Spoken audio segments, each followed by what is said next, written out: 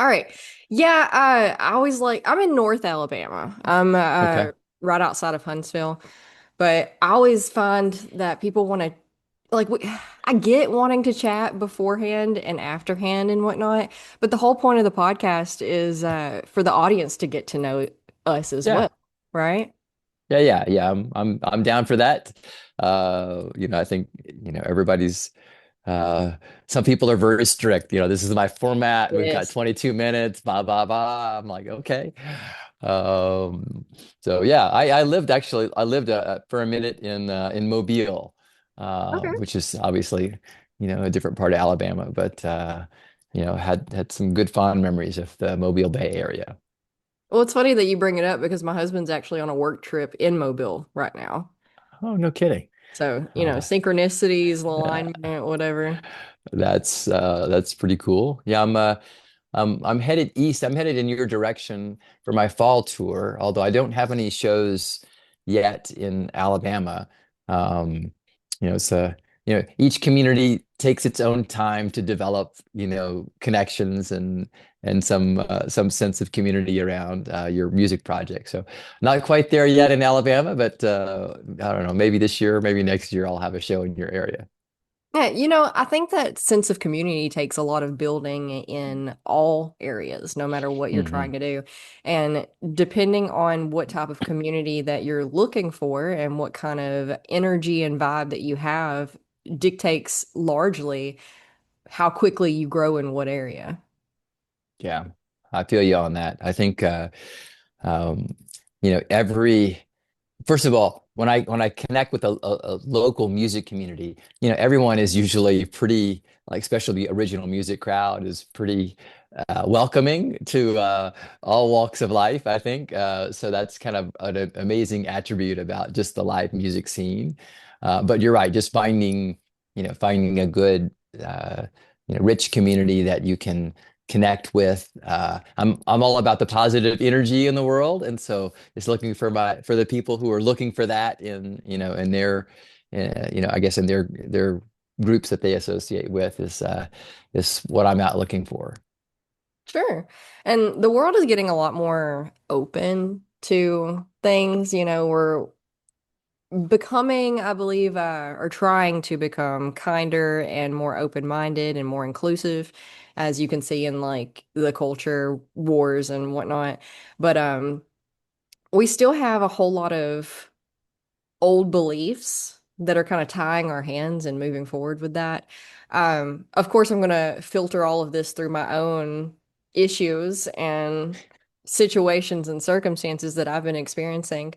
But I find, I teach yoga and people, again, want to be open, they want to be inclusive, and but within their own perimeters of safety, you know. Or where are you from? Yeah, I was born in Louisiana near New Orleans, Okay. um, but we moved around a bit. My dad taught at Tulane there, and then we moved to Virginia for a minute, and then hopped down the coast of Mobile, Biloxi, and I landed in Texas for high school. And so I've been in Texas ever since then, and I consider myself a transplant, a Texas transplant. Went to high school and college there, and so I'd call that home. I think that counts. That counts Yeah, as like almost native because yeah. my husband was born in California, but they moved here and they moved around a lot. They Hmm. were carnies. They lived on the carnival. So Oh they wow, yeah, very interesting like that's the super cool. top tier childhood, right? Uh-huh. Imagine a kid all the way up until he was probably 9 or 10. It was yeah, about 9. So that's when they stopped. But you just imagine like running around the carnival and everything's flashing lights and uh, amusement park rides and fried Oreos and whatnot. So, That's pretty cool. There's a song in there somewhere. I gotta write that. So I need to talk to your husband. I can get the Carney song out, you know? oh, good luck. He's not much of a talker. We complement each other very well with that. Yeah, that's really cool. I think Texas has been great. I think the just the the sense of independence and community in Texas is good. People are friendly. I love, that friendly vibe. And it's been a great place to be. I started off my career as an aerospace engineer. My love of math and science was sort of a foundation growing up and part of my initial journey in Texas. And it was a great place to practice engineering and such. So I really have enjoyed being a part of the Texas community. So it's a pretty stark contrast from going all that to what you do now. Yeah. What? Yeah, exactly. It's like I guess like most people, music was always sort of cooking, with whatever I was doing. I do yoga too, and yoga. I always there's got to be some music go. I can't do yoga without music. Very cool. Surfing, rollerblading, racing motorcycles, whatever. All the things I love to do, all have. There's always a backing track, even studying, right? And so, I guess music was already it was a part of my life in that it moved me. It potentiated or expanded the experience that I was having. But I never did anything as a performer. And so I decided a few years back to try something musical, and I grabbed a guitar to sing a song for my wife for our anniversary. And man, Savannah, the connection I got with her in that moment was just phenomenal. I'd never felt anything like that before. And I started chasing that feeling of connection and sort of being in the same moment together. And it was, yeah. So I really took a right turn at Albuquerque, I reckon, and started, really sinking in and learning. I didn't really know what caused the feeling. Was it just the moment? Was it just, the restaurant that I sang to her in, or was it her, or where did that feeling come from? And I went on this exploratory journey to learn more about music. And as I sort of learned and taught myself music and started singing other people's songs, I found that the words that I was singing were super important to me. I couldn't sing words I didn't agree with. And I found myself, leaning more into, looking for cover songs in the beginning that said what I wanted to say, and then having a hard time finding those and starting to write my own pieces. And I guess as an adult, just sort of learning something new like that, there's a lot of humility you have to have, like, okay, I'm going to be terrible at this to start with, and I'll be a little less terrible tomorrow if I practice. And then, over time, you have to figure out whether, you can do the thing or not, that is creating this joy. And then, do people actually enjoy being a part of the community or audience that you're out sharing your music with? And so, over time, I just sort of iterated into, okay, I can do it. And people are enjoying what I'm doing. And I just slowly but surely put down, the other parts of my life that were, that I previously was doing. I still love math and science, but I love music more. Yeah, music is a drug for sure. And it's one that it enhances life and it helps you cope with life. And it's always something that I've found myself disappearing into regularly as well. Yeah, it's I often wonder at, just how, like, there's certain musical performances. I'll hear them on YouTube or I'll see them live. Live is even the best, right? Um, that just they move you in that moment, and I'm not sure, you know, what it is. I think there's a spiritual element to it that just sort of Mhm. connects with you and moves you in a direction that you just don't get, other ways. Yeah, well, there's a whole theory that, oh, I don't know if it's theory, I'm out of my league on this one for sure. I'm going to butcher the hell out of it, but is it string theory where it's like everything's just vibration and sound? Not a Brahma, the world is sound. Are you familiar with that? It's a wonderful book. Yeah. I've read an excerpt of it. I haven't read the whole book. Okay. It's on my list. It's a little There's bit of a actually hard read because it was Yeah, originally written in German. yeah. There's an audiobook that you can listen to. It's on my list of audiobooks to check out. It's one of the things I get to do when I'm on tour, right? I'm on the road 65 days, and I have lots of days where I'm driving. Most of the days I'm driving 5 hours a day between shows, and so I get a lot of chance to check out podcasts and audiobooks and such. So it's on my list of books to listen to. Okay, I've been trying to read this book, specifically this one, for probably 3 or 4 years now. It's Okay. it's a it's not a hard read per se, but like it was originally written in German, so sometimes I have to like go back and reread it a few times before I understand exactly what it was saying. And I would love to be able to listen to it, but I haven't found the audiobook on Audible or anything like that every time I've looked. But I haven't looked in a while, so maybe that's Yeah. updated. Right. Um, have you always played guitar or? No, picked up the guitar in 2011 when I decided I was going to sing a song for my wife. I never sang or played an instrument before, so it was Okay. all fresh and new, shiny and new. It's still And how old fresh were and you at shiny that point? new. That was what, maybe 12 years ago, something like that. 12 years ago now. So it's Okay. uh it's been a minute since I started, and I've really enjoyed it. At first, I didn't know whether it was just playing the guitar that I liked, right? And turned out I liked the singing just as much as I liked playing the guitar, and so I had to teach myself both of those, and it's been a great journey. There's so much available online now. Mm-hmm. You can for you know for either $0 or just a little bit of money, you can teach your, like I bought college music theory 1 and 2 off of this platform called Udemy, and taught myself how to read music and write music in a more formal sense.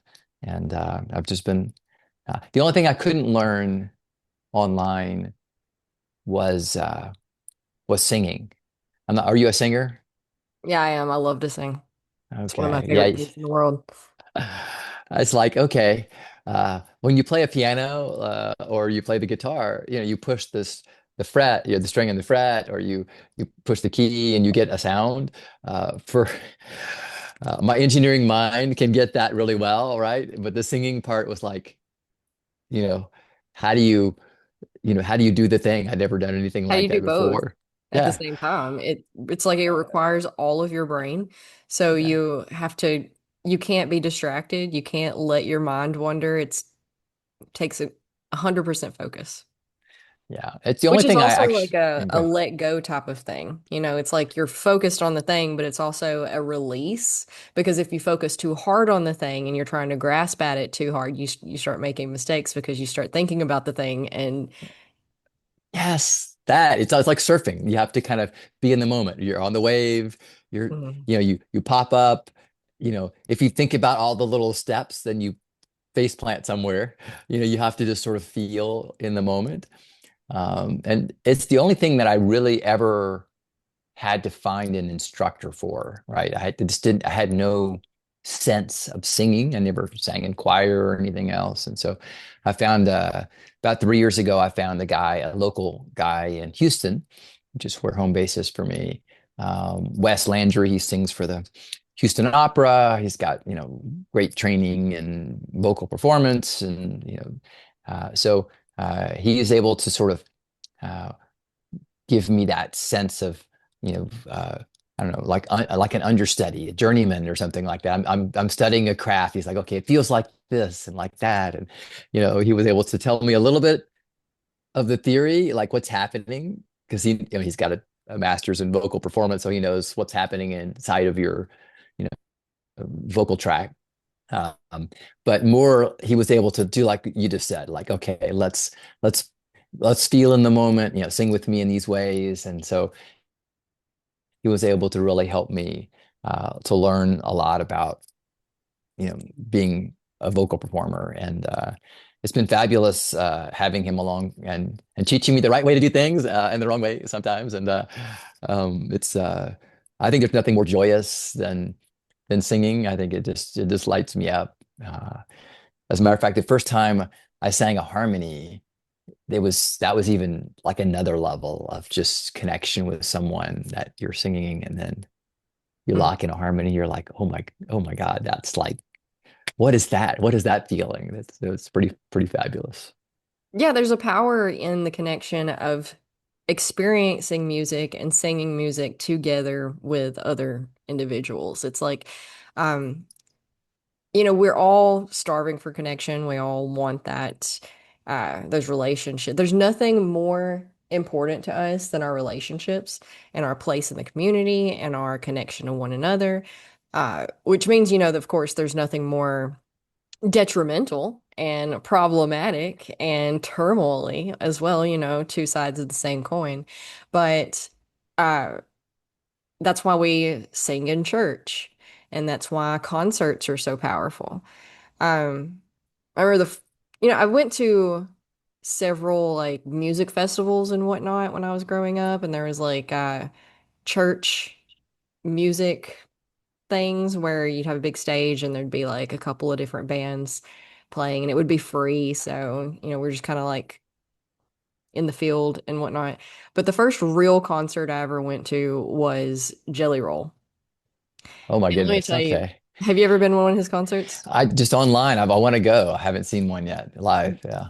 That there's there well, I've been to a couple since, couple of other concerts. There's nothing like a Jelly Roll concert. I'm so thankful that that was my first real experience at a concert because he he's a preacher. Like he's a preacher by nature, by heart. Like you can just kind of like tell how he is with bringing people together in the spirit of love, compassion, forgiveness, all of those things that I feel are great for the betterment of humanity and whatnot. But again, I talk a lot about society and culture and how belief systems and commonplace ideas and fitting into the village has kind of morphed throughout the years, and we're moving towards a better direction, but we still carry a lot of these uh, taboos and ideas about how things should be and how people should act, and it could get really messy. But I think he does a great job at bringing people together. Music brings people together for sure. Yeah, that's phenomenal. I want to see a Jelly Roll concert. I tell you, another band from your area. Have you seen the Red Clay Strays before? Yes, yeah. I haven't seen them in person or anything, but I know who they are. Oh yeah, I've seen them live. I love them on many levels. One, they're kind of like a southern rock, like a gospel rockish style band, right? So they have a really cool and unique sound. Brandon, their lead singer, Hmm. is very humble and an amazing vocalist. But uh, I saw them in Houston before they were famous. And then I saw them after they got famous, and they were still the humble, like, can you believe we're here kind of people. They're just thankful to be, on the ride. But they write about non-traditional things. They're not, the typical country act where they're, it's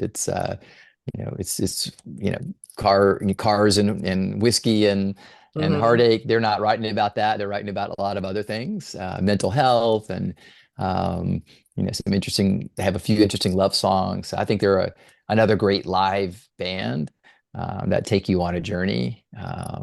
So I would recommend them. They're a live band to catch.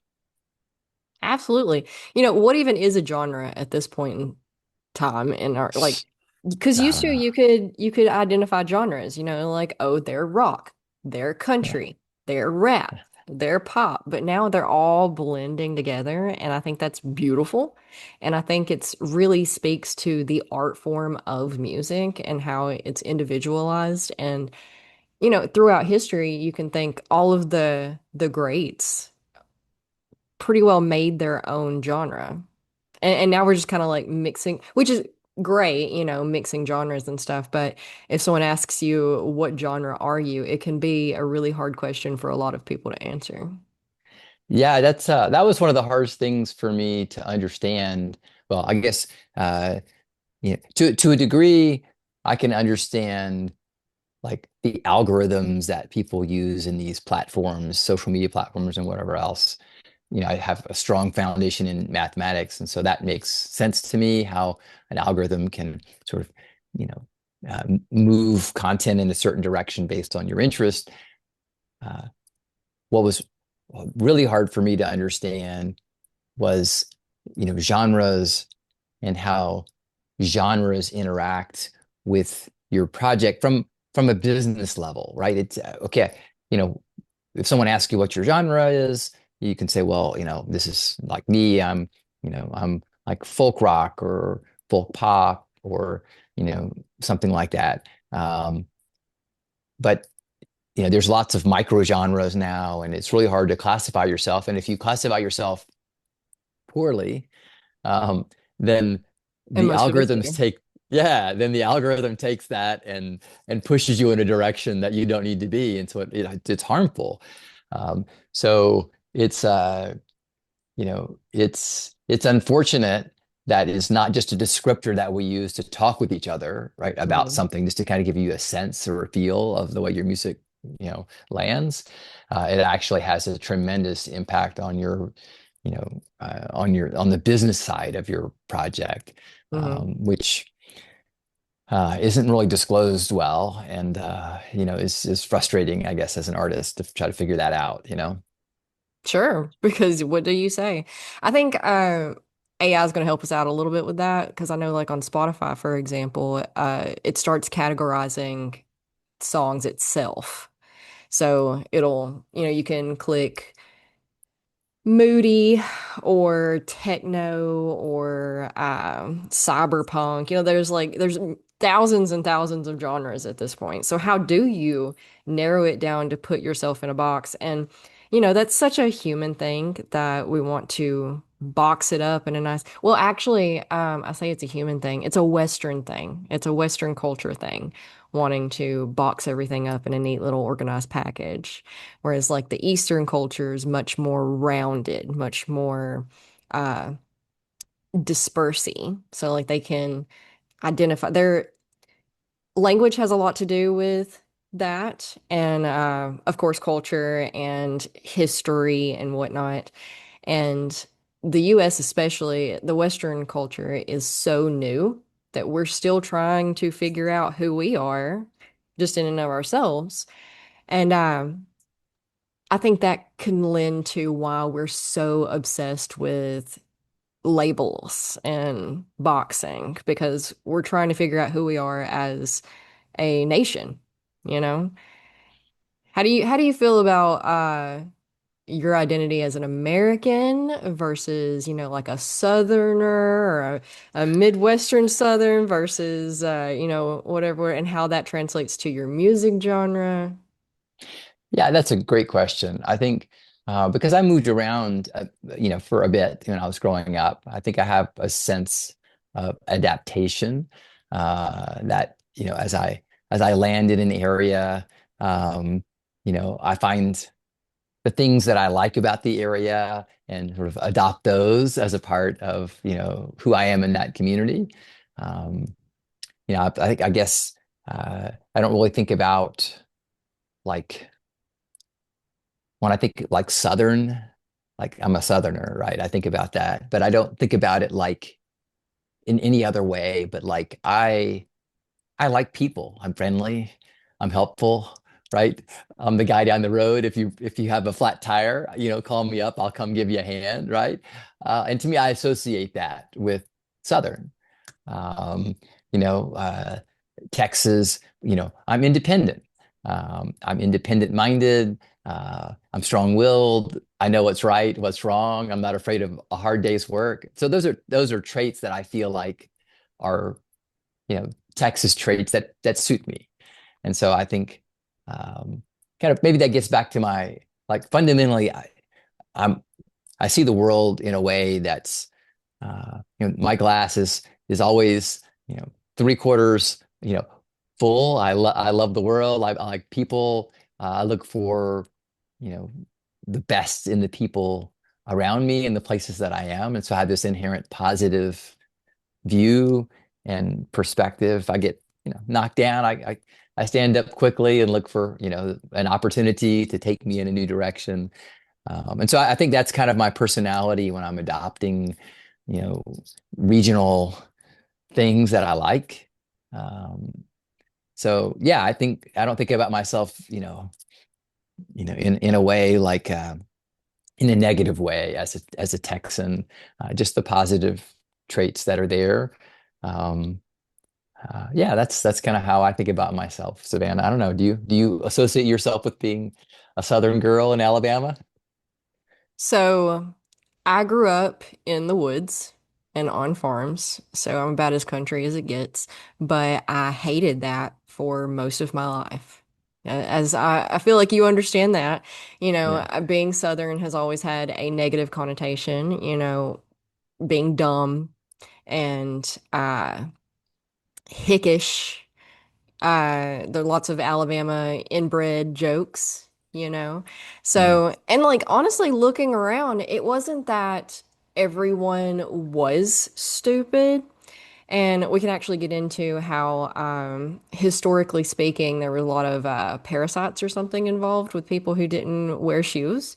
So that did attack the brain. And so like mm, there was founded evidence that created those what's the word? Stereotypes and whatnot. hmm But looking around, when I was growing up, I was more inclined to read a book than I was to play a sport. Like it was hot out. It's hot outside. It's hot 11 months out of the year here. So, I'm not really interested in baking in the Alabama sun to play softball or, whatever, whatever, whatever. And I was also pretty shy. So, books were a safe place. And everyone made fun of me for reading books. And my accent was pretty thick even for other natives to the area. So kids at school would sit there and make fun of me about because I was so country. My accent was so thick. So I taught myself how to not have my accent for a really long hmm time. I've kind of let it go now. So it was a little bit of a work and I could find myself like I would switch back and forth depending on where I was and who I was around. So if I was at home, I would just talk, but if I was out and about, I was always making sure that I was speaking very proper and enunciating and using big words because heaven forbid someone think I was unintelligent. And hmm so I've had to come around full circle and figure out who I liked, like we have these negative connotations and stereotypes for a reason, usually, but what are those reasons and what are the beliefs that stem from those? And are they accurate now versus were they accurate at one point? Were they never accurate? We kind of have to just take our situations and scenarios and analyze them ourselves rather than um, take other people's descriptions of the world as face value.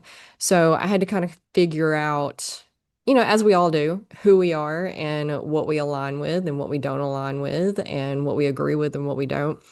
And it's been a long journey for sure, but I have finally come to peace with where I'm from and the struggles that I deal with in this area, which are many because I'm not, you know, I've been to therapists and they've been like, Savannah, if we took you and we dropped you in like North Carolina or Washington State or California, wherever, if we took you and stuck you over here, you would be so mild and so normal. So, but the problem is I'm here. So, long way around. I used to hate country. Well, for one, I didn't know there was any genre other than country music until I was in high school, till I was in like middle Oh, school, high school. Had no okay. clue. I thought country music was the only thing that existed other than like what you saw at church, which I didn't even register as like a genre of Hmm. music. I just, because like what even was the radio really? And the whole world like just exploded for me when I got to high school. I was like, what? And I refused to listen to country music from there on out because there was so much more upbeat, fun, laid back, chill. I felt like country music was, like you said earlier, it was very, they have certain topics that they talk about for the most part. And it is changing, it's evolving, it's morphing as it does. But for a long time, I was just like, I am so exhausted with the trucks and the tractors and the broken hearts and the whiskey and I remember me and my dad got into it once when I was in high school because, I was listening to, I think it was like Blink 182 or something. And he just lost it on me about how all those, that type of music, all they talk about is drugs and alcohol and sex. And I'm sitting here like, isn't that the only thing that country music talks about too? Like, Yes. but we're all just filtering it through our own lenses of what we believe to be right Mhm. or wrong instead of being open-minded to different things. Yeah, I find myself, just always whatever, I'll hear a song and there's some element I'll usually like about a song, right? And then the other elements I can sort of ignore and just remember those good parts. Um, that's part of, I guess, my journey in creating a sense of community. If you're out in a live show for me, you're going to hear, you know, typically uh, something inspirational in my music. You're going to hear some stories. You'll hear some poetry about things that inspire me or things that connect people in a community. Maybe slightly nerdy things because my science background, so I have maybe some science words in there that I've had to learn to incorporate in a way that make them relatable, Well, to nerdy's cool everyone. now. Yeah, yeah. Well, Nerdy used to not be cool, but and for me, it's like nerdy is natural, right? So I'm just being me, and if it's cool now, that's okay. But yeah, I wrote a song, like this nerdy little love song. It's called "Fake Gravity." It's about uh, it's about the attraction between people, right? There's something visceral about that attraction. It feels like it's like a force of nature in some way. Um, and feel to me it feels stronger than gravity. And so I wrote this nerdy little love song for my wife, and put all these little nerdy words in there, thinking that it was just, it's not, it wasn't humorous, but it was, done in a way to try to ride the line of science and relatability, right? It turned out to be one of my most popular songs on Spotify. So I would say maybe Nerdy is in at the moment because people are enjoying that song more so than maybe a softer, more heartfelt version of a love song. So um, I don't know. I think it's important to be authentic and to be, you in whatever that you're doing. And it sounds like you found a way to do that, with your Southern upbringing and find the best of those things that you can embrace and let them stay a part of you, huh? sure. Yeah, I think that before the internet, to gain knowledge, you had to do a whole lot of work. And, nobody wanted to do that. Nobody wanted to go sit at the library all day or sift through books or read word after word after word. And, they wanted to hang out with their friends. They wanted to play. They wanted to do sports. They wanted to, do all the other things. And so it wasn't as accessible. So they made it not cool because, like for lots of reasons. And I think we're like they used to Like it was actually frowned upon to be smart and to look for knowledge. But with the internet, knowledge is at our fingertips now, and we know so much more than we did. And now know that, like, in a lot of ways, we've been duped for many, many, many, many, many, many years. And so we're searching for knowledge now, and we're searching for understanding, whereas used to, and again, there's so much in our face now that we don't know how to be bored. We don't know how to like sit with our thoughts and learn how just to be okay. Because before people were okay not knowing because trying to figure it out was difficult. It was a lot of work. And then there's a million different things that you have to figure out or so people were just okay with not knowing. And now we have to know the answers. We got to know we have to be stimulated all the time. We don't know how Yeah. to just be okay with not knowing. And I think it's what's funny is it's coming back around to us having to learn how to be okay not knowing because, especially with AI, it's hard to tell what's real anymore. And, Hmm. you know, uh a year ago, it hasn't even been that long. I don't even know what time is. Because everything's happening so fast, so quickly. When AI first launched, you could tell. You could tell what was a fake AI video and what wasn't. Hmm. But now it's getting more and more refined to where sometimes I have to watch it a few times. I'm like, I'm trying to figure out, like, I don't know if I believe this or not, but it's Yeah. awfully compelling. Yeah, I think I love what you said about sort of being quiet with your own thoughts, you know. Um, yeah, that's a routine my grandmother helped me, introduce in my life. Um, so waking up in the morning and just letting yourself be aware of your own thoughts. I usually get a cup of coffee, watch the sunrise, especially when I'm out on tour. It's like a great fresh time for my mind where I'm just sort of sitting with my own thoughts. I write poetry then. Sometimes I'll write some thoughts around a song, just where am I today? What do I want to do? Just being self-aware. I think that's a great routine. And I think it's easy to get caught up in, for me, I'm like I'm on the go. I'm a doer, go, go, go, go, go.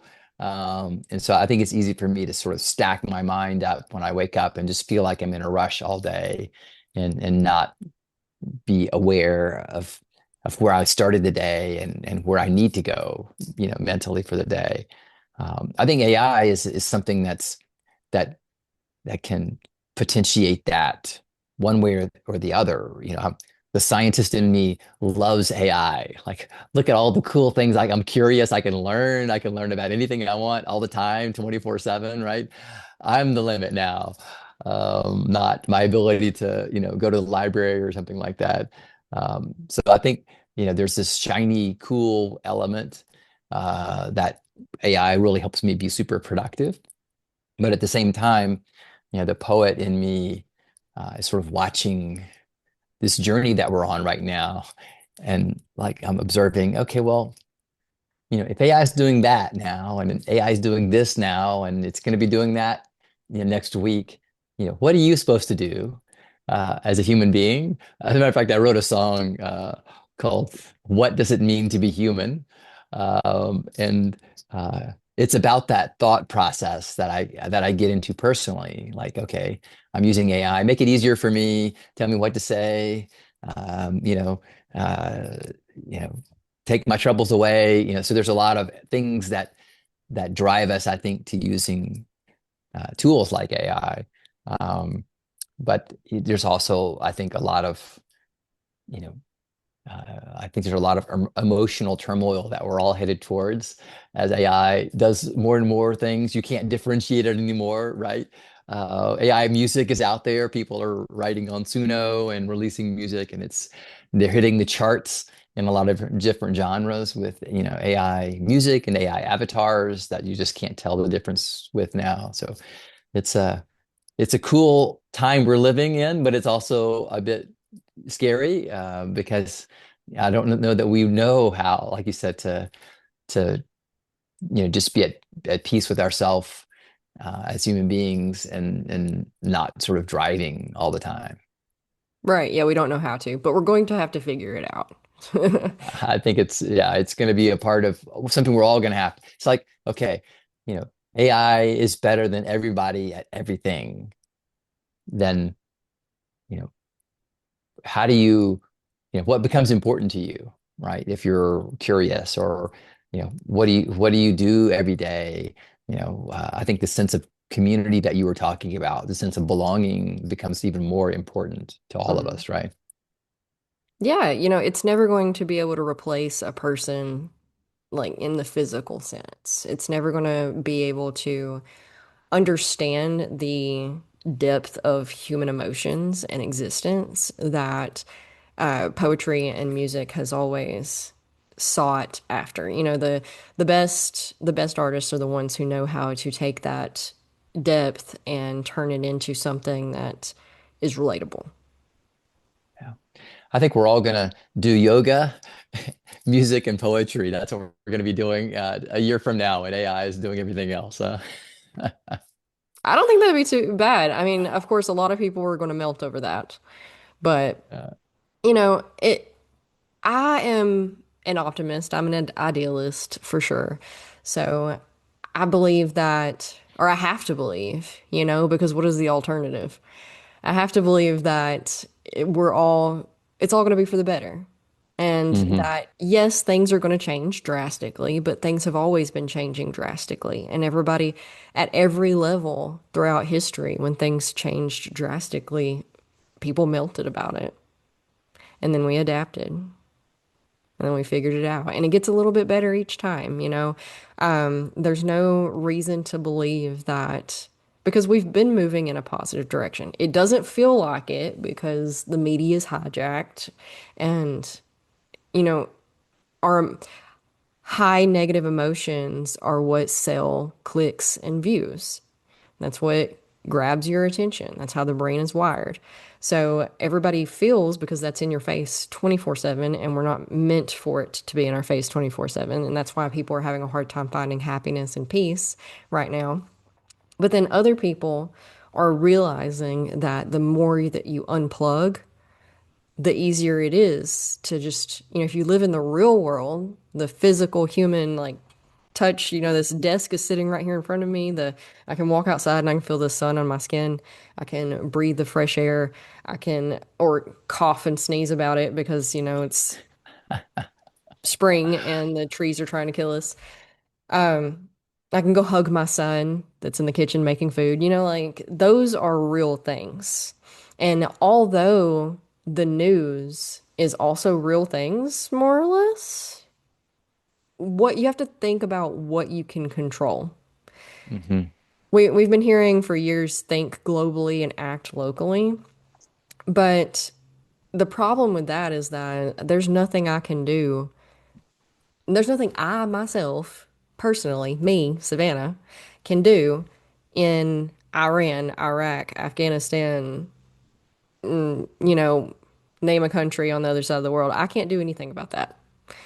What I can do is what is present in my immediate vicinity, what I am looking at, not on a screen, but in real life, and that is my children, my neighbors, my family, my friends. Because again, everything comes back to relationships. We think we want this and that. We think we want money, fame, fortune, success, respect, like it's all, but what we actually want is belonging, connection, love, uh, understanding, to be seen, to be witnessed in our full capacity. Only we can really know the depths of our own genius, but because every single one of us are in our own way.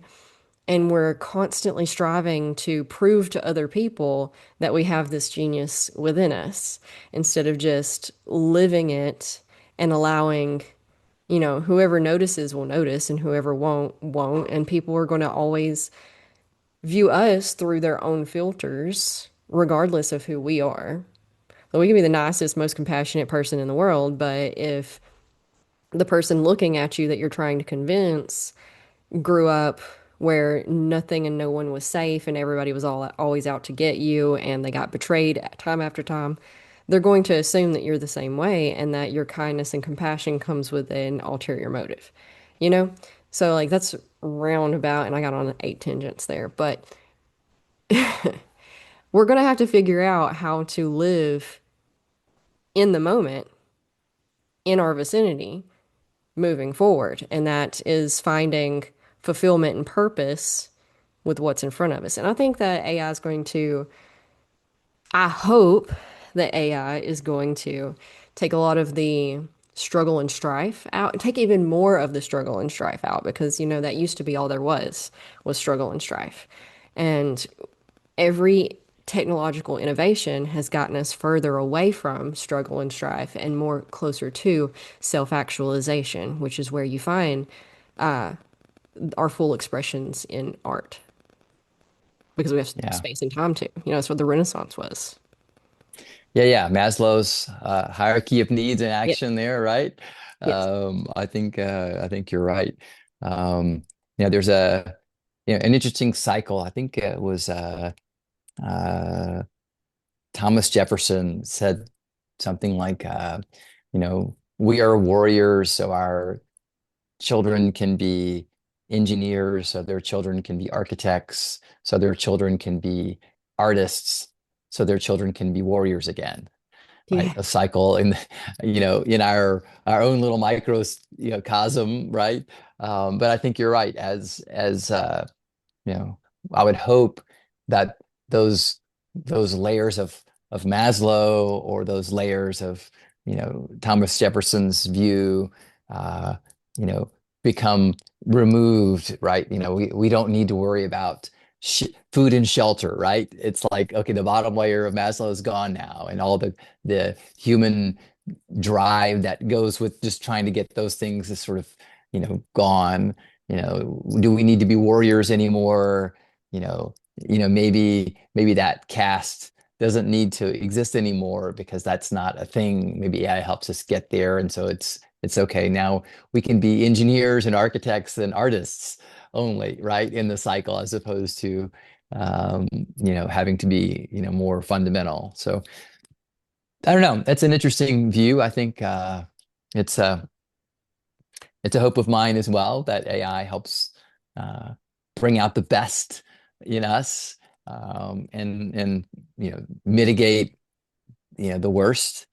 Um, Hmm. but I think you know it's it's a story that's unwritten. I'm excited to be kind of living in the time where the transformation's happening. Sure. Yeah. Each life has a story, and that comes from like macro cosmically, but also macro cosmically. We are all living in a moment of history no matter what era. If we could be living in the 1700s, it would still be a moment in history. So that's kind of cool in a sense. So everybody always lived through the things and came out of it the other end for better or for worse. There's always going to be people who are trying to take advantage of this or of that. But we do have examples. I don't know if they're the best example. That's the question of a century, you know. What is the best way to do things? What is the best way to run a society? What is the best way to run a government? Ultimately, most of us are just people, just individuals, just moms and dads, just brothers and sisters, just solo artists, you know, throughout life that we can, and everybody wants to be the grand. So there's a story about a monk who walks into a classroom and says something or writes on the board or whatever. Everybody wants to save the children from the burning building, but nobody wants to help mom with the dishes. We think that a grand life is made out of grand gestures, but it's actually made out of small, teeny tiny, microscopic habits and decisions and interactions that we have every single day with ourselves and with the people around us. And at the end of the day, we're all so consumed with the world is on fire, the world is on fire. What are we gonna like? Can you like? How do you live? How do you? But we're forgetting to, wash our own dishes. We're forgetting to Hmm. have patience with our kids. We're forgetting to call our grandmother and let her talk to you for 30 minutes. And that just, like the smallest of things, because energy is contagious. And how did we get in whatever mess you want to point at is bad energy being transferred from one person to another. Hurt people hurt people. So, how do you counteract that? How do you make the world a better place? It's by leading by example. Are you Yeah. always making the right decisions? Are you always, I mean, and none of us do. None of us make the right Hmm. decisions all the time, in which case, forgiveness and compassion and grace come in. But are we doing our best? Are we trying our best? Because we can, shoulda, coulda, woulda ourselves all day long. I should have done this. I should have done that. I should have started sooner. I should have been nicer. I should have studied this instead of that. Like we can shoulda, coulda, woulda all day long. My daughter Yeah. fell out of the back of our vehicle the other day. It was stationary. She was not riding in the back of the truck. It was sitting there, and she loaded some things up and she went to close the back hatch, but she's 8, so she's tiny. And so she crawled in the back compartment, stood up, pushed the button, and then jumped out before it could close in on her. And she fell face first on the pavement and chipped her tooth, and it was very Oh. catastrophic. She looks like she got ran over by a car. But she kept crying. She was like, "It's my fault. It's my fault. I shouldn't Hmm. have. I shouldn't have done that. I should have known better." I'm like, "Look, we can shoulda, coulda, woulda ourselves all day long. There's no end. What can we do now? What can we do today to move forward? It doesn't matter. It doesn't matter. Nothing like you can start today. The best, there's one of those like Chinese proverbs or whatever that says the best time to plant a tree was 20 years ago, but the next best time is right now. Yeah. Hmm. So pick up a Yeah. It's guitar and learn to play." yeah. Do the thing. Yeah. I love your thought around the monk and his philosophy of the small things. I noticed in my relationships. You know, when I think about them broadly, like big things, don't miss the anniversary, Mhm. don't miss the birthday, kind of the big things. But I noticed, that in a lot of my healthiest relationships around me, the little things that we were doing for each other all the time, like you said, calling your mom, right, and just letting her talk, or like I make my wife coffee in the morning when I wake up, just because Mhm. I like to see her sleepy little smile sipping her coffee. This the little things um, are so important. They're part of the glue. I wrote a song called "Find My Love" about the little things that we do for each other and how important they are in keeping our relationships together and fresh and whole. I love that thought, and I love the you know find finding you know the the positive things you can do, the positive energy that you can share with people. I think you can look at a situation um, and feel positive, feel like giving. And that affects everyone around you. I think about it like they're little protons, right? Like I have an orbit of these protons around me, and I'm like, all right, I'm going to talk to Savannah. I'm going to share a few of those with her, so she can shine with me and shine with her friends. I think that's contagious, and that's one of the things I love most about my musical journey and my ability to sort of connect with the community and share some of that positive energy out in the world.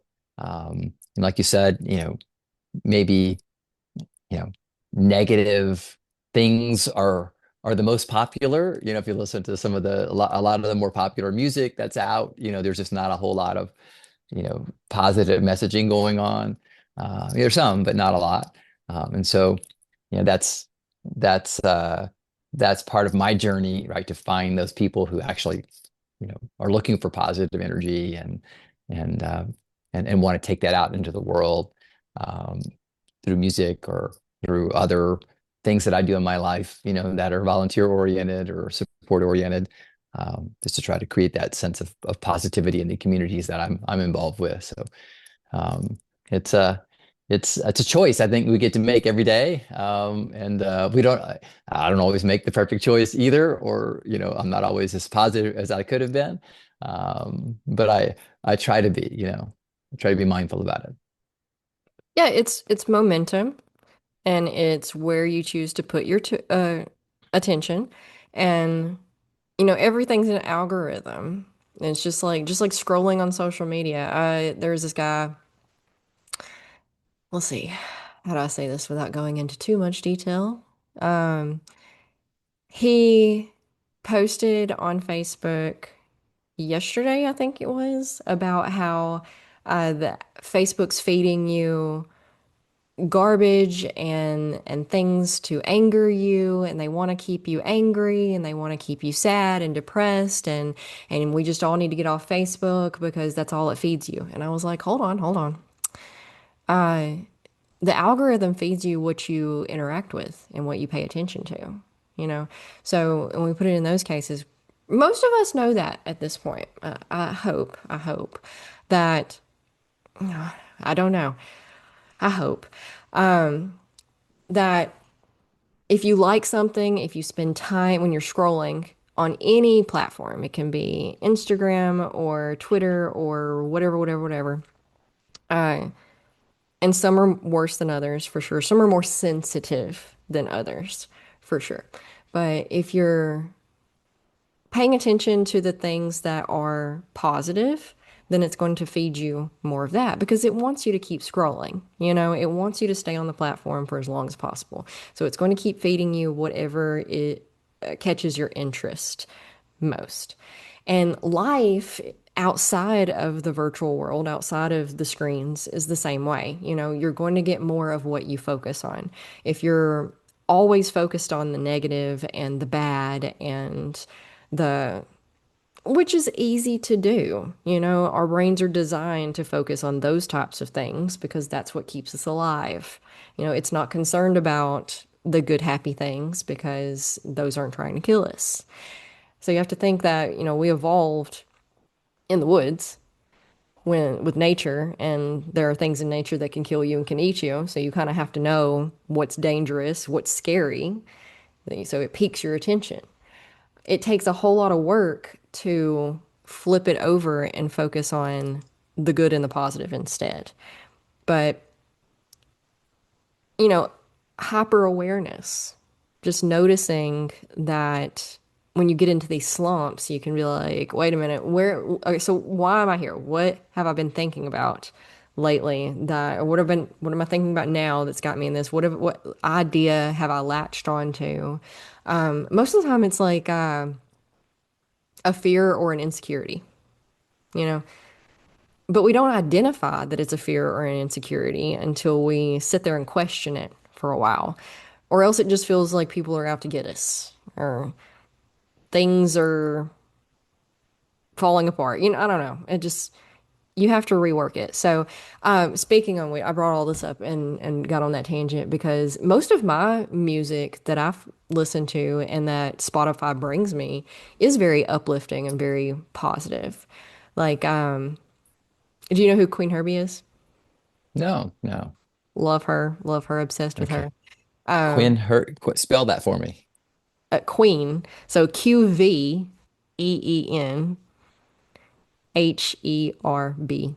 Queen Herbie. All And right, I'm then gonna check that out. Okay.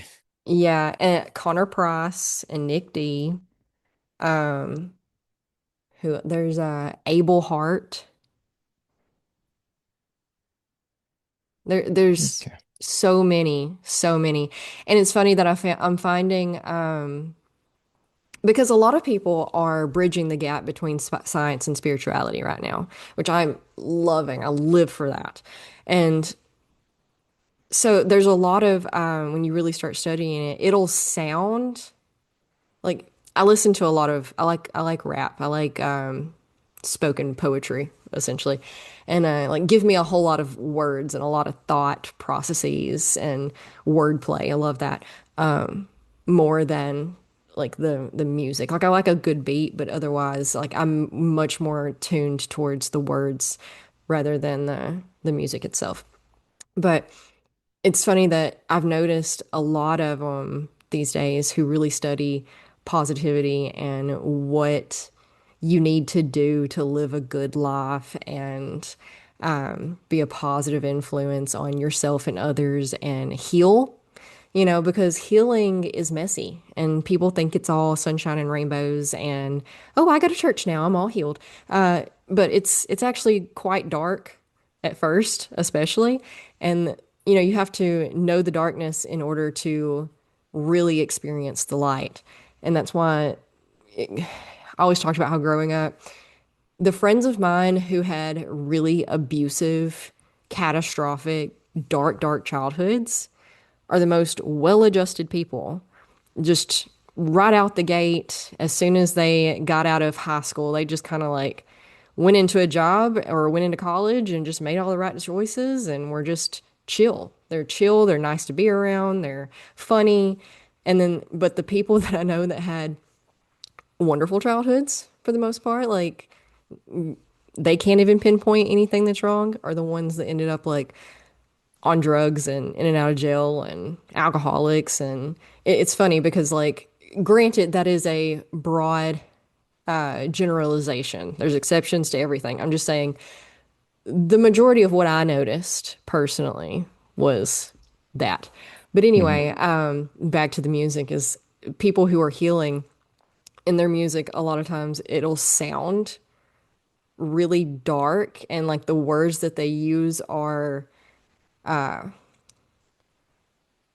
what's the word? Controversial or but then like you if you really understand the like how they put it together, it's like, oh, that's actually like on the surface level, it may seem like that, but it's actually quite a positive message. Yeah, I love, you know, I love context. I'm a storyteller. If you came to a show of mine, I love telling stories about why I wrote a song a certain way and, what the song means to me. I think, having context, is to me a great part of the journey that a song takes you on. I think about, a song like, that that I've heard, maybe I heard it in my grandparents' house, and it puts me in a certain mood, and the context of what I was doing when I listened to it is important, right? So if I'm just a listener, the context of me and what I was doing when I was listening to it's important. And then when I go to a songwriting, event, and I hear why someone wrote a song, it can completely change the meaning for the song for me. I heard it as a listener in a certain way. It puts me in a certain place in my life. And then I hear the song, hear why someone wrote the song the way they did, and what it means to them. And then it can sort of alter my perspective, on the song. I think, context is so important. Um, and yeah, I do love some rap, as long as it's not too fast. I got to be able to hear, what they're saying. But as long as it's not too fast, I think, Well, good rap is there's, always clear and concise. Because yeah, you have mumble rappers and then yeah. but It's more about the beat, right, than it is about, the actual lyrical content. I think, to me, I think, back, back in the day, Eminem, was really good at articulating, you know, he's a good his storyteller.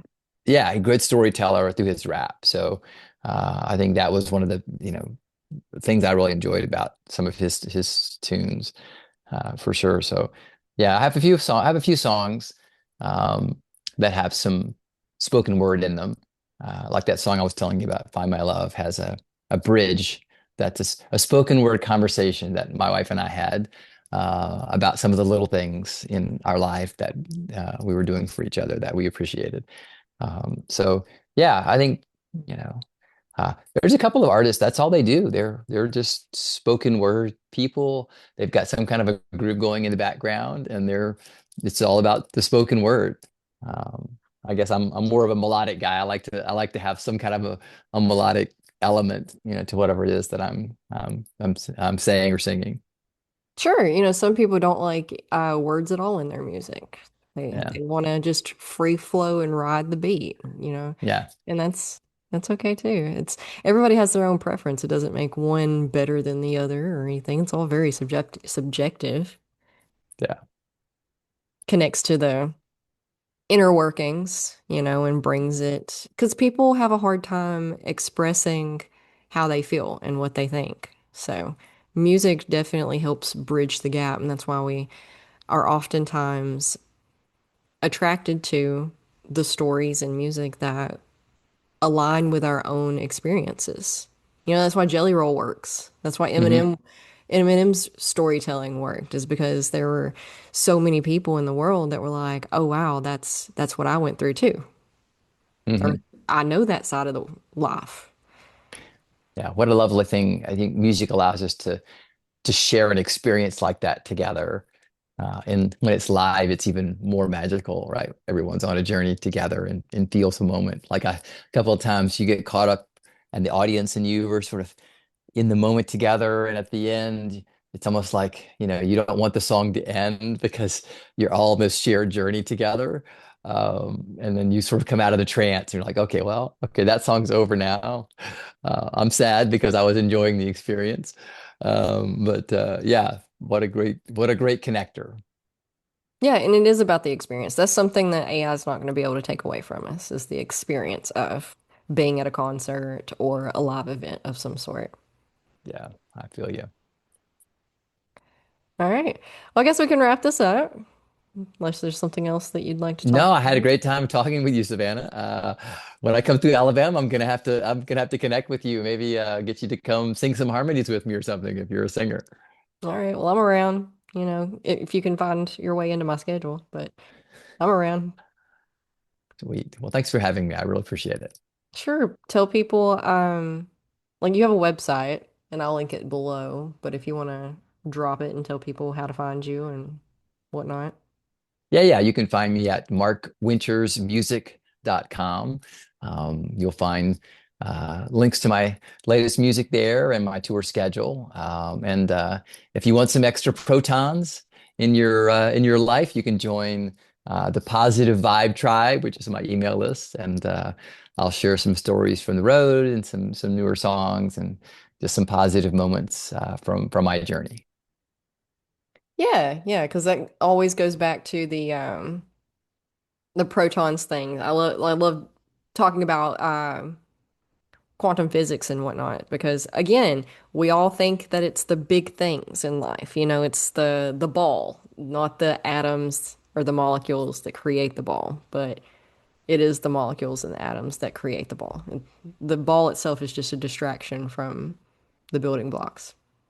Yeah, and my science mind always thinking about those things for sure. Yeah. Love it. All right. Well, thanks again for having me, Savannah. Appreciate it.